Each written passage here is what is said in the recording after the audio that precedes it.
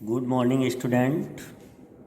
I am R K Pathak, your Hindi teacher, class 7th। आज आपकी तुलसी में जो चैप्टर नंबर 14 है, चीफ की दावत, इसके विषय में हम आपको बताएंगे कि इस कहानी के माध्यम से हमें क्या शिक्षा मिलती है। बच्चों, आजकल के लोग बाग जो हैं वो अपनी नौकरी में जो उनको प्रमोशन मिलता है, जो पदोन्नति होती है, वो पदोन्नति आजकल के दौर में काबिलियत के आधार पर नहीं, बल्कि अपने जो अधिकारी हैं उन अधिकारियों की चापलूसी और चमचागिरी और उनकी हाँ में हाँ मिलाने से लोगों को ज़्यादा मिलती है। कहने का मतलब ये है कि वो जितने अपने अफसर की हाँ में हाँ मिलाएंगे वो उसके उतने ही घनिष्ठ हो जाएंगे, और जो अधिकारी है वो उनकी अच्छी रिपोर्ट बना के ऊपर भेजता है अपने से उच्च अधिकारी को, और उन्हें जो है पदोन्नति का लाभ मिलता है।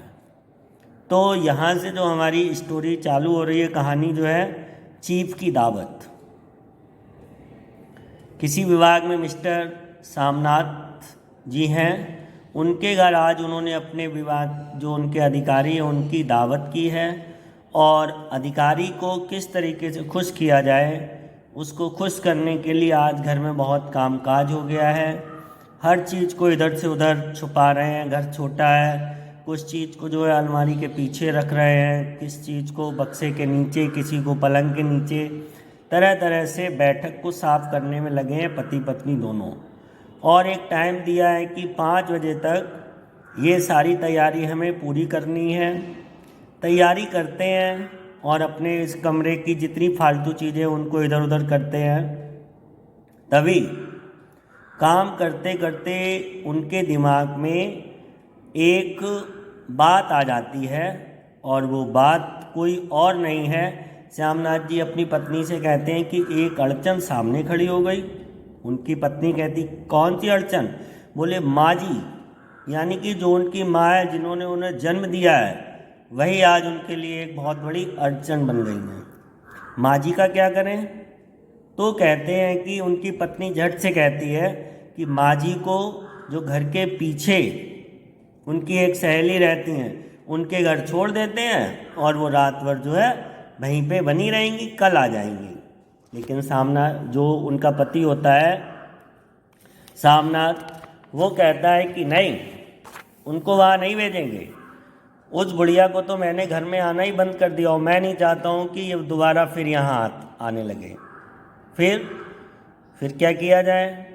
माँ जी को क्या किया जाए? ऐसा करते हैं, माँ जी से कह देते हैं कि आप जल्दी से खाना खा लो और अपने कमरे में चली जाओ और वहीं पे सो जाना, आप बाहर निकल के मत आना। यानी कि जो बेटा माँ ने पढ़ा लिखा के बहुत उसको आज अच्छी नौकरी मिल गई है, वही माँ अपने अधिकारी के सामने अपनी माँ को पेश करने में अपनी इंसल्ट समझ रहा है, सिर्फ काय के लिए, झूठी शान और शौकत के लिए और अपनी स्वार्थ बस। तभी एक और उनके दिमाग में बात आती है, अगर माँ को वहाँ पे कोठरी में भेज दिया तो माँ जो है वो जल्दी से सो जाती हैं और खर्राटे लेने लगती है, इससे और दिक्कत आएगी। तो फिर क्या किया जाए? फिर उन्होंने कहा कि चलो ऐसा करते हैं, माता जी को एक कुर्सी पे बैठाल देते हैं और उनसे कहेंगे कि रात के 10:30 बजे तक पार्टी ख़त्म हो जाएगी, आप तब तक जो है यहीं पे बैठी रहना। माँ बेचारी बहुत बूढ़ी होती है और उसे पता होता है कि उसका बेटा जो है वो बहुत ही मक्कार हो चुका है, और उसकी पत्नी भी, जो उसका ख्याल नहीं रखते हैं।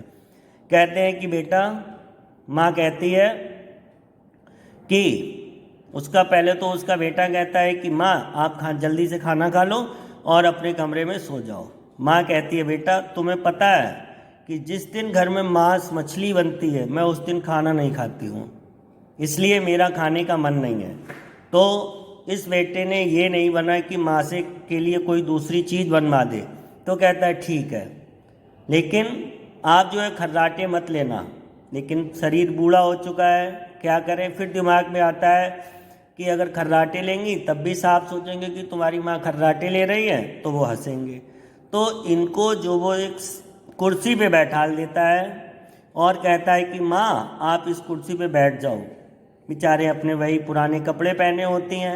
आज जब इसके घर में अधिकारी आ रहे हैं तो कहता है कि अपनी माँ से कि माँ आप अच्छे कपड़े पहन लो। वैसे इसको बेटे को अपने माँ के अच्छे कपड़े पहनने की कोई चिंता नहीं है। माँ बेचारी कहती कि क्या पहनूं, तो कहता है कि जाओ अच्छी से एक साड़ी निकाल के पहन लो। बेचारी जाती हैं और छोटा सा उनका कद है, सूखा शरीर है, धुंधली आंखें हैं क्योंकि बूढ़ी हो गई हैं, और सिर पे पल्लू रख के एक नई साड़ी पहन लेती हैं। फिर वो कहता है कि माँ चूड़ियाँ पहन लो। तो माँ बेचारी जो कहती है कि बेटा मैं चूड़ी कहाँ से पहनूं, जितने जेवर थे वो तो सब मैंने तुम्हारी पढ़ाई में बेच दिए हैं, अब बचे कहाँ। ये अटल सत्य को सुन के जो सामने आता है वो खिसिया जाता है और कहता है कि माँ आपने कौन सा राग अलाप कर दिया। फिर भी वो बेचारी चुप रहती हैं। शाम के 5 बज चुके होते हैं और वो उनको कुर्सी पे लाके बैठा लेता है। क्योंकि बड़ी बूढ़ी होती हैं तो बेचारी कुर्सी पे पैर लटका के बहुत देर तक बैठ नहीं सकती है। तो वो कहता है, वो अपनी पैरों को ऊपर रख लेती हैं। तो बेटा आता है गुस्से में, वो कहता माँ ये किस तरीके से आप बैठी हो, पैर को नीचे रखो। नीचे रखने में नंगे पैर होती हैं। तो कहता है कि आज तुम वो अपनी खड़ाऊ नहीं पहनोगी, नहीं तो मैं तुम्हारी खड़ाऊ फेंक दूंगा। आज जब साहब आ रहे तो इसको जो मक्कार बेटा है इसको चिंता हो रही है कि माँ तुम वो खड़ाऊ नहीं पहनोगी। बेचारी माँ क्या करती, घबरा जाती हैं कि उनका बेटा जो है वो निकम्मा हो चुका है। चुपचाप वहाँ पे बैठ जाती हैं और शरीर दुबला पतला है, उम्र दराज हो चुकी है, बैठे बैठे वहीं पे सो जाती हैं बेचारी। क्या करती, तब तक जो है चीफ साहब आ जाते हैं अपनी मेम साहब को लिए। तो सामनाथ जो है वो उनकी बहुत ही आवभगत करता है और खूब अपनी मस्ती में चकनाचूर होते हैं। माता जी की तरफ किसी का कोई ध्यान नहीं होता है। रात के 10 बज चुके हैं। 10 बजने के बाद जब ये अपनी मौज मस्ती से पूरी हो जाते हैं पार्टी में, दारू शराब पी के फिर कहते हैं कि चलिए अब खाना है। तो जब निकल के आते हैं उस कमरे से तो बरामदे के रास्ते से जब ये लोग जाते हैं तो एकाएक साहब की जो नज़र है वो माता जी पे पड़ जाती है। और जो साहब की मेम साहब हैं वो भी कुछ कम नहीं है, उनके साथ और औरतें भी होती हैं, वो हंसने लगती हैं। बेटा किसी की स्थिति को देख के कभी भी हमें हंसना नहीं चाहिए। पता नहीं परमात्मा हमें किस अवस्था में उससे भी बेकार बना दे। परंतु जो साहब हैं वो बहुत ही नेक दिल इंसान हैं, वो नहीं हंसते हैं और माता जी के पास जाते हैं और धीरे से पूछते हैं इंग्लिश में कि पुअर डियर आप कैसी हो। माँ बेचारी एकदम जो सोती हैं, खर्राटे लेती हैं, हड़बड़ा जाती हैं, कहती हैं अरे कोई आ गया, बेचारी चुप हो जाती हैं। चीफ गेस्ट साहब जो हैं फिर उनके पास आते हैं और कहते माँ आप कैसी हो। तो वो इंग्लिश तो जानती नहीं बोल पाती है। तब तक जो उनका बेटा है वो सफाई देने लगता है, माँ पढ़ी लिखी नहीं है और ये इंग्लिश नहीं जानती हैं। तो फिर जो साहब होते हैं वो अपना दायां हाथ आगे करते हैं और उनकी माँ का हाथ पकड़ने के लिए। तब तक शरीर दुबला पतला सा हो ही चुका है। माँ जो है दायां नहीं बल्कि बायां हाथ आगे बढ़ा देती हैं। तो जो उनके अधिकारी हैं चीफ साहब हैं वो एकदम माँ का हाथ पकड़ लेते हैं और उनसे खैरियत और उनके हालचाल पूछते हैं।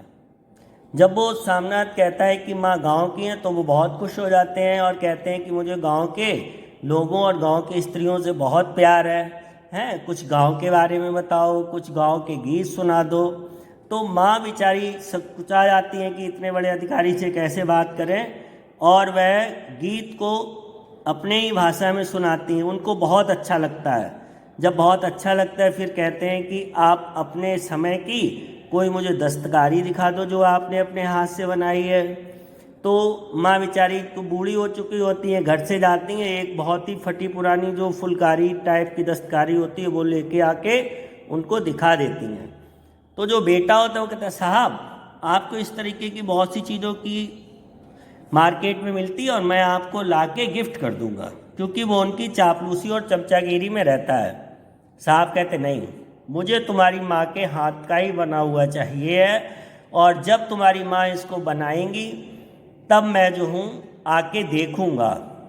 इनकी पार्टी ख़त्म हो जाती है, सारे मेहमान चले जाते हैं और माँ वहाँ से उठती है और अपने कमरे में जाती हैं, और कमरे में जैसे ही जाती हैं अपनी कोठरी का दरवाज़ा बंद करती हैं और उनकी आंखों से छल छल करके बहुत से आंसू निकल आते हैं। वह अपने पल्लू से बार बार उन आंसुओं को पोंछती हैं और सोचती हैं कि मेरा बेटा जिसको मैंने गोदी में खिलाया आज कितना बदल चुका है, स्वार्थी हो चुका है। अपने पुराने समय को याद करती हैं। तभी आधी रात के समय वह फिर आ जाता है और ये डर जाती हैं, कहती पता नहीं मुझसे क्या गलती हुई कि इसने रात के समय आके दरवाज़ा क्यों खटखटाया। माँ घबरा जाती है और दरवाज़ा जैसे तैसे खोलती है। सामना स्वार्थवश आके माँ को गले लगाता है, जो इससे पहले अपनी माँ का कभी ध्यान भी नहीं दे रहा है। तो कहता है, माँ आज आपने साहब को बहुत खुश कर दिया है और अब तो मेरी तरक्की पूरी है। लेकिन माँ कहती है, बेटा अब मेरा यहाँ पे मन नहीं लग रहा है और तुम मुझे हरिद्वार छोड़ाओ। अब मैं अपने जीवन के बाकी पल वहीं गुजारूंगी और तुम अपनी पत्नी के साथ इसी घर में रहो। खुशियाँ मैं तुम्हारे लिए हमेशा दुआएं करती रहूँगी। सामनाथ कहता है, माँ जब मेरी तरक्की का समय आया तो तुम मुझे ऐसे छोड़ के जा रही हो। अब बच्चों यहाँ पे देखो, ये सामनाथ को अपनी तरक्की की चिंता है, तब माँ के लिए कैसी चापलूसी कर रहा है और उस दिन कह रहा था कि इन माँ को मैं घर से बाहर निकल आऊँ। तो माँ कहती है, बेटा नहीं, मेरी आंखें तो बूढ़ी हो चुकी है, मुझे कुछ दिखाई दे नहीं रहा है और मैं किस तरीके से ये तुम्हारी ये जो फुलकारी है ये कैसे बनाऊंगी, मैं नहीं बना पाऊंगी। तो वो कहता है, माँ अगर तुम नहीं बना पाओगी तो मुझे अफसर बनने का मौका नहीं मिलेगा। माँ कुछ थोड़ी देर के लिए फिर सोचती है और अपने बेटे की खुशी के लिए, जिनको आंखों से सही दिखाई भी नहीं दे रहा है, और अपने काम में लग जाती हैं और एक दस्तकारी को पूरा करती है। क्यों? क्योंकि माँ का हृदय बहुत विशाल होता है और वो अपने बच्चे के उज्जवल भविष्य की कामना करती हैं। करते हुए उस काम में लग जाती हैं और अधिकारी आके जब देखता है कि माँ बना रही हैं और उस बेटे को वो पदोन्नति दे देता है, यानी कि उसका अधिकारी बना देता है। तो बच्चों यहाँ हमें एक तो ये सीख लेनी चाहिए कि जिन माता पिता ने हमें जन्म दिया है उन माता पिता का हम हमेशा आदर करें, उनका सम्मान करें और अपने स्वार्थवश, यानी कि जब हमारा परिवार हो जाता है, हमारी शादी हो जाती है, हमारे बीवी बच्चे हो जाते हैं, तो हमें उनका अपने यानी कि माता पिता का पूरी तरह से ध्यान देना चाहिए। ये नहीं है कि घर में वो बीमार पड़े हुए हैं और हम आके उसी घर में रह रहे हैं और ना ही हमें उनका कोई ख्याल लेना है। हम अपनी पत्नी के साथ तो घंटों बिता सकते हैं, इधर उधर जाके कहीं पे भी हम अपने यार दोस्तों के लिए बहुत टाइम दे सकते हैं। जब मन में आया हमने प्लान बना दिया, लेकिन अपने माता पिता के लिए हमारे पास 2 पल का टाइम नहीं है, जिन्होंने हमें इस लायक बनाया। अगर वो हमारे खुशी में, हम अपने यार दोस्तों की खुशी में इतने शामिल और मस्त हो जाते हैं, अगर वो लोग आ जाते हैं तो हमें इंसल्ट लगती है। तो बच्चों हमारा तुम सभी से यही सीख और यही गुरु की बात को ध्यान रख के पालन करो कि हम कितने भी बड़े से बड़े पद पे क्यों ना पहुंच जाए, लेकिन हमें अपने माता पिता को कभी नहीं भूलना चाहिए और हमेशा उनका ध्यान रखना चाहिए। और अपने शौक़ में चाहे भले हमें कुछ कमी करना पड़े, अपने जब तक आप जिंदा हैं और आपके माता पिता हैं तब तक आप उनका पूरी तरह से पालन करो। एक ये इस तरीके से सोचो कि जब हम बचपन में रहे होंगे तो हमारे माता पिता ने अपनी खुशियों को छोड़कर हमारे लिए जाने क्या क्या चीज़ें लाए होंगे। उसी तरीके से आज वो बूढ़े हो गए हैं तो समय बदल गया है, हम इस लायक हो गए कि उनकी सेवा करें, तो हमें अपनी खुशियों में कटौती करने के साथ उनका पूरा ध्यान रखना चाहिए। इस कहानी के माध्यम से यही बात बताई गई है और मैं उम्मीद करता हूँ कि अपने क्लास के सारे बच्चे इस कहानी को पढ़ के आगे भविष्य में जब आपकी शादी हो जाएगी और आपके परिवार बन जाएगा तो अपने माता पिता का हमेशा ख्याल रखेंगे। Thank you.